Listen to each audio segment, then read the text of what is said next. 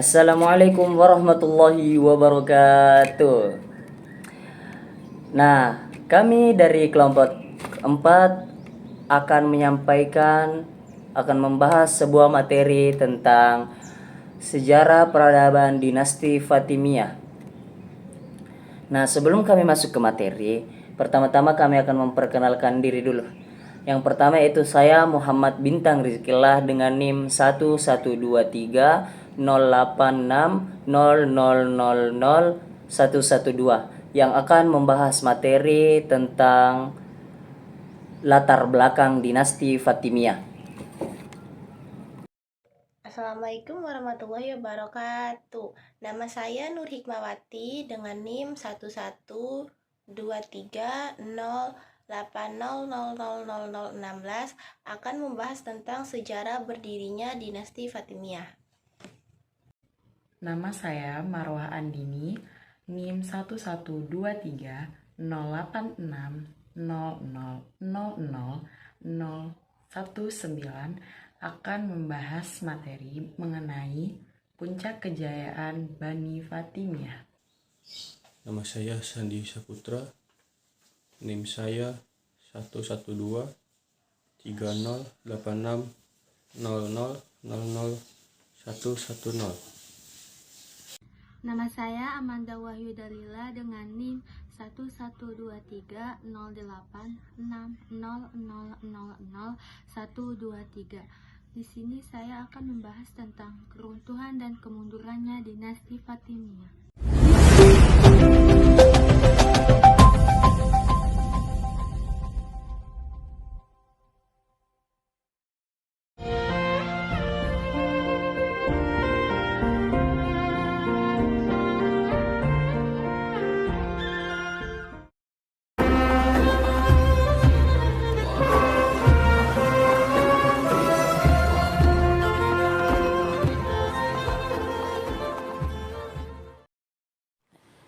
Halo teman-teman, kali ini saya akan menjelaskan tentang latar belakang dinasti Fatimiyah. Dinasti Fatimiyah adalah salah satu dari dinasti Syiah dalam sejarah Islam. Dinasti ini didirikan di Tunisia pada tahun 909 Masehi sebagai tandingan bagi penguasa dunia muslim saat itu yang terpusat di Baghdad, yaitu Bani Abbasiyah. Dinasti Fatimiyah didirikan oleh Ubaidillah Al-Mahdi, kemungkinan keturunan pendiri kedua sekte Islamiyah. Berakhirnya kekuasaan Daulah Abbasiyah di awal abad ke-9 ditandai dengan munculnya disintegrasi wilayah. Di berbagai daerah yang selama ini dikuasai, menyatakan melepaskan diri dari kekuasaan pemerintah di Baghdad dan membentuk daulah-daulah kecil yang berdiri sendiri atau otonom. Di bagian timur Baghdad muncul dinasti Tahiriyah, Sariyah, Samaniyah, Ghasiniyah, Buaihiyah, dan Bani Saljuk. Sementara itu, jauh di bagian barat muncul dinasti Idrisiyah, Aglabiyah, Tuluniyah, Fatimiyah, Iksidiyah, dan Hamdaniyah. Dinasti Fatimiyah adalah merupakan salah satu dinasti Islam yang pernah ada dan juga memiliki andil dalam memperkaya khazanah sejarah peradaban Islam. Sama halnya dengan pengutusan Muhammad SAW sebagai Rasulullah telah menoreh sejarah Islam yang pada awalnya hanya merupakan bangsa jahiliyah yang tidak mengenal kasih sayang dan saling menghormati. Sejarah berdirinya dinasti Fatimiyah. Dinasti Fatimiyah berdiri pada tahun 297 Hijriah atau 910 Masehi dan berakhir pada 567 Hijriah atau 1171 Masehi yang pada awalnya hanya merupakan sebuah gerakan keagamaan yang berkedudukan di Afrika Utara, kemudian berpindah ke Mesir. Dinasti Fatimiyah termasuk dinasti Syiah yang didirikan oleh Ubaidillah Al-Mahdi. Dinasti ini berkuasa dari tahun 909 Masehi sampai dengan tahun 1171 Masehi atas dasar legitimasi klaim keturunan Nabi lewat Fatimiyah dan Ali bin Abi Thalib dari Isma anak Ja'far Shiddiq. Nah, dinasti ini didirikan sebagai tandingan bagi penguasa dunia muslim saat itu yang berkenaan dengan Baghdad, yaitu Bani Abbasiyah. Dinasti ini dinisabkan kepada Fatimah Zahra, putri Nabi Rasulullah SAW dan sekaligus istri Ali bin Abi Thalib radhiyallahu anhu. Dan juga dinasti ini mengklaim dirinya sebagai keturunan garis lurus dari pasangan Ali bin Abi Thalib. Adapun hal yang disebabkan beberapa faktor diantaranya, yaitu 1. Pergolakan politik dan mazhab yang sangat kuat sejak wafat Rasulullah SAW. Yang kedua, ketidakberanian dan keengganan keturunan Fatimiyah untuk mengiklankan nasab mereka karena takut kepada penguasa, ditambah lagi penyembunyian nama-nama para pemimpin mereka sejak Muhammad bin Ismail hingga Ubaidillah Al-Mahdi. Dinasti Fatimiyah beraliran Syiah Ismailiyah dan didirikan oleh Said bin Husain Al-Salamiyah yang bergelar Ubaidillah Al-Mahdi. Ubaidillah Al-Mahdi berpindah dari Suriah ke Afrika Utara karena propaganda Syiah di daerah ini mendapat sambutan baik, terutama dari suku Barber Ketama. Dengan dukungan ini, suku ini Ubaidillah Al-Mahdi menumbangkan gubernur Al-Gabiyah di Afrika, Rustamiyah Kaharaji di Taharaj, dan Isdirahajat Fes dijadikan sebagai bawahan. Pada awalnya, Syiah Islamiyah tidak mendapatkan gerakan secara jelas. Baru pada masa Abdullah bin Maimun yang mentransformasikan ini sebagai sebuah gerakan politik keagamaan dengan tujuan menegakkan kekuasaan Fatimiyah secara rahasia. Ia mengirimkan misionarir ke segala penjuru wilayah untuk Muslim menyebarkan ajaran Syiah Islamiyah. Kegiatan inilah yang pada akhirnya menjadi latar belakang berdirinya dinasti Fatimiyah. 1. Pasca kematian Abdullah bin Maimun, tampuk pemimpin dijabat oleh Abu Abdullah Al-Husain melalui propaganda. Ia mampu menarik simpati suku Hitmah dari kalangan Barbar yang bermukir di daerah Kagibel untuk menjadi pengikut setia. Ubaidillah merupakan khalifah pertama Daulah Fatimiyah. Ia memerintah selama lebih kurang 25 tahun, 904 sampai dengan 934 Masehi. Dalam masa pemerintahannya, Al-Mahdi melakukan perluasan wilayah kekuasaan ke seluruh Afrika, meliputi Maroko, Mesir, Multa, Alexandria, Sardania, Corsica, dan Baleriek. Pada tahun 904 Masehi, Khalifah Al-Mahdi mendirikan kota baru di pantai Tunasia yang diberi nama Kota Mahdiyah yang didirikan sebagai ibu kota pemerintahan. Di Afrika Utara, kekuasaan mereka segera menjadi besar. Pada tahun 909, mereka dapat menguasai dinasti Rustamiyah dan Tarat serta menyerahkan Bani Idris di Maroko. Pekerjaan Daulah Fatimiyah yang pertama adalah mengambil kepercayaan umat Islam bahwa mereka adalah keturunan Fatimiyah binti Rasulullah dari istri Ali bin Abu Muthalib. Nah, Daulah Fatimiyah memasuki era kejayaan pada masa pemerintahan Abu Tamin Ma'bud Daud yang bergelar Al-Mu'iz 953 sampai dengan 997 Masehi. Al-Mu'iz berhasil menaklukkan Mesir dan memindahkan pemerintahan ke Mesir. Pada masa ini, rakyat merasakan kehidupan yang makmur dan sejahtera dengan kebijakan-kebijakan untuk mensejahterakan rakyat. Puncak kejayaan dinasti Fatimiyah adalah salah satu dinasti Syiah dalam Islam. Dinasti ini didirikan di Tunisia pada 909 Masehi sebagai tandingan bagi pengusaha dunia Muslim saat itu yang berpusat di Baghdad, yaitu Bani Abbasiyah Fatimiyah atau Al-Fatimiyun, yaitu penguasa Syiah yang berkuasa di berbagai wilayah di Maghreb, Mesir, dan Syam dari 5 Januari 910 hingga 1171. Di masa Fatimiyah, Mesir menjadi pusat kekuasaan yang mencangkup Afrika Utara, silsilah pesisir Laut Merah Afrika, Palestina, Suriah, Yaman, dan Hijaz. Nah, puncak kejayaan dinasti Fatimiyah pemerintahan Al-Aziz itu pada masa dinasti Fatimiyah, terutama pada waktu kekuasaan Abu Mansur Nizar Al-Aziz. Kehidupan masyarakat itu selalu diliputi oleh kedamaian. Hal ini juga merupakan imbas dari keadaan pemerintahan yang damai. Simbolisme istana yang penting dieksplorasikan dalam upacara kesenian, arsitektur, dan agama Islam. Sepanjang kekuasaan Abu Mansur Nizar Al-Aziz, kerajaan Mesir senantiasa diliputi kedamaian.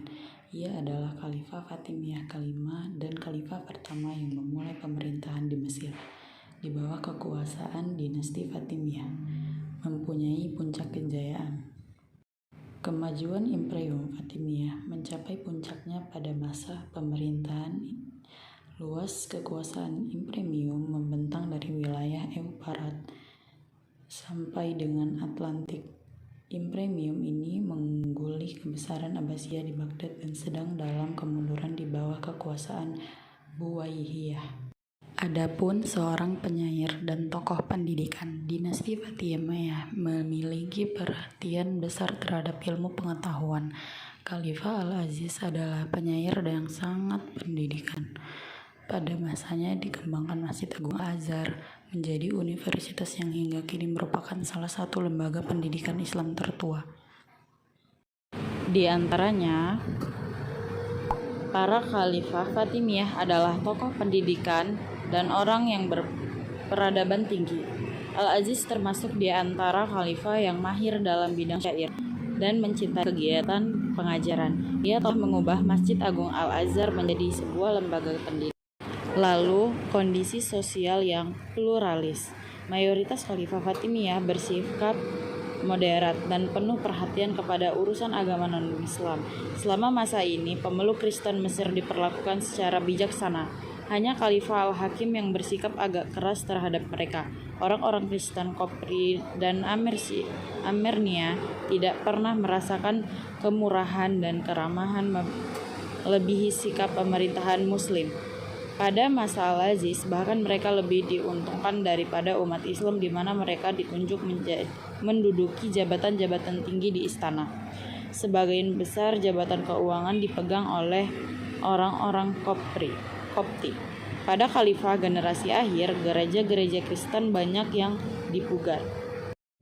Pemeluk Kristen juga semakin banyak yang diangkat sebagai pegawai pemerintah. Demikianlah semua ini menunjukkan kebijaksanaan penguasaan Fatimiyah terhadap umat Kristiani. Lalu yang terakhir itu ada sistem administrasi. Administrasi internal kerajaan dibentuk oleh Yakub ibnu Kilis yang wafat tahun 991 Masehi. Seorang wazir atau menteri pada masa kekhalifahan Al-Mu'iz dan Al-Aziz. Yakub adalah seorang Yahudi yang masuk Islam. Berkat kecakapan dalam bidang administrasi, ia berhasil meletakkan dasar-dasar ekonomi hingga dinasti Fatimiyah mencapai kemakmuran pada awal pemerintahannya. Pengelolaan negara dilakukan dengan sangat mengangkat para menteri Fatimiyah, membagi kementerian menjadi dua kelompok. Pertama, kelompok militer yang terdiri atas 3 jabatan pokok, yaitu para amir yang terdiri atas para perwira tertinggi dan para pengawal khalifah. Kedua, para perwira istana yang terdiri atas para ahli ustadz dan para khas. 3, komando resimen yang masing-masing mengandung nama berbeda seperti Khalifah Qojis, Yusaini, Sundan, Dian, atau yang disebut dengan nama Khalifah Wazir atau suku. Kemunduran dan kehancuran dinasti Fatimiyah. Kekuasaan Khalifah Fatimiyah di Mesir mulai mengalami kemunduran ketika Bani Saljuk bersama pasukannya datang ke Baghdad dan mengusir keluarga Buwaihi, bahkan akhirnya menangkap tokohnya yang bernama Al-Basasiri. Hal ini tentu saja menimbulkan simpati masyarakat yang mayoritas Sunni. Sementara pada masa Al-Hakim ia pernah menyuruh Al-Gojonya untuk membunuh siapa saja yang tidak mengakui keistimewaan Ali. Dalam usaha ekspansi ke daerah-daerah, Fatimiyah telah banyak mengalami kesuksesan dan yang paling penting adalah penaklukan di Mesir, Syria, dan Palestina. Di daerah Palestina dan Syria, Fatimiyah tidak dapat menguasai secara penuh sehingga terjadi pemberontakan seperti keluarga Tai dan pasukan Jarahid yang terus bergolak di Palestina dan kelompok Koromitah yang terus mengadakan perlawanan di Syria. Sebenarnya pada awalnya Khalifah Fatimiyah secara pribadi mengontrol semua kegiatan secara seksama, namun di antara khalifah ada yang menyerah tugas pengawasan ini kepada amir. Ketiga, peran khalifah yang tidak berfungsi secara utuh. Fatimiyah ada yang diangkat pada saat usia mereka masih kanak-kanak. Al-Hakim diangkat pada usia 11 tahun. Pemerintahannya ditandai dengan tindakan-tindakan kejam yang menakutkan. Barjuan sebagai guru yang mendampinginya, tentara yang mula-mula menaklukkan Mesir terdiri dari orang-orang barbar. Mereka menetap di garnizon yang dibangun pada setiap daerah taklukan, tak terkecuali juga di Mesir. Hal berguna untuk menjaga kewibawaan Khalifah Fatimiyah pada setiap daerah yang ditundukkan. Di samping itu ada kekuatan ketiga yang menambah keruh suasana dalam tubuh militer, yakni tentara dari budak hitam yang berasal dari Sudan yang tidak mau kalah dari para pendahulunya. Sebagai alternatif mengatasi kemelut ini, pada tahun 465 Hijriah atau 1073 Masehi, ia mendatangkan Badr al-Jamali, seorang jenderal yang kuat dan berpengaruh dari suku Armenia, dan menetapkannya sebagai wazir. Untuk menjaga kelanggengan kekuasaannya, wazir ini memerintahkan kepada orang kepercayaannya untuk membunuh para jenderal dan wazir yang berpengaruh. Alhasil, pada suatu malam pejabat tersebut mengundang mereka untuk sebuah pesta yang makanan dan minumannya sudah dicampuri racun mematikan. Dalam pikirannya, dengan kekuasaan militer yang ada di tangannya, maka segala hal dapat dengan efektif dikendalikan. Tindakan ini pada akhirnya membawa kepada sentimen golongan lain dan mereka menunggu kesempatan yang tepat untuk menjatuhkan Badr al-Jamali beserta pendukung politiknya. Ia ingin mengembalikan kekuasaan Fatimiyah serta merebut kembali daerah-daerah yang dulu pernah ditaklukkan dan dikuasai Fatimiyah. Kenyataannya, yang dapat didapati adalah kekalahan demi kekalahan, terutama di Syria dan Hijaz. Sebenarnya khalifah telah memilih anaknya yang bernama Nizar untuk menjadi khalifah dan para pemuka Syiah pun telah menyepakatinya. Hasan As-Sabah memiliki gerakan rahasia yang siap membunuh lawan-lawan politiknya atau penguasa-penguasa yang menjadi musuhnya. Mereka menganggap khalifah Al-Musta'li di Mesir sebagai perampok kekuasaan yang sah dan harus dibunuh. Namun pengganti ini mendapatkan tantangan dari para pengikut Syiah Ismailiyah yang berada di Yaman karena mereka mengetahui bahwa Al-Amir memiliki anak yang masih bayi bernama Thayyib. Bayi inilah yang menurut mereka berhak atas kekhalifahan berikut karena dianggap sebagai imam makmum. Sungai Nil sebagai sungai yang membawa kesuburan bagi tanah pertanian Mesir pada masa Khalifah Al-Mustansir pernah menyusut selama bertahun-tahun.